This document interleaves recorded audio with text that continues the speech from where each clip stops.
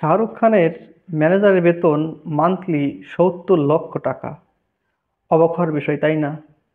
আরও জেনে অবাক হবেন, শাহরুখ খান যাকে নিয়োগ দিয়েছেন সে একজন নারী। অর্থাৎ শাহরুখ খানের ম্যানেজার একজন নারী, যার নাম পূজা দাদলানি। এই পূজা দাদলানি শাহরুখ খানের সঙ্গে প্রায় 10 বছরেরও বেশি সময় ধরে কাজ করছেন। শাহরুখ খানের এই নারী নিয়োগ নিয়ে অনেকে হয়তো অনেক ভুলভাল কথা বলতে পারেন, কিন্তু শাহরুখ খান এটার কোনো তোয়াক্কাই করেন না। শাহরুখ খান বরাবরই নারীর ক্ষমতায়নশীলের উপর শ্রদ্ধাশীল।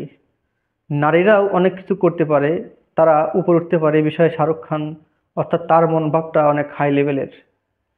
এখন আমাদের শিক্ষিত সমাজের কাছে অর্থাৎ শিক্ষিত পুরুষের কাছে একটা মেসেজ, সেটা হলো আমাদের সমাজে যারা অর্থাৎ যে মেয়েরা নিজের যোগ্যতা অথবা কাজ দিয়ে ভালো পর্যায়ে চলে যায়, তখন সেই মেয়ের উপর আমরা চরিত্রের আঙুল তুলি। তার চরিত্র খারাপ, সেই রকম এই রকম। আসলে এটা কিন্তু একটা ভুল ধারণা এবং বিশ্রী চিন্তা ভাবনা। আমাদের উচিত এই বিশ্রী চিন্তা ভাবনার মনোভাব থেকে বেরিয়ে আসা। আসুন সকলে এই চিন্তা ভাবনা থেকে দূরে থাকি। ধন্যবাদ সবাইকে।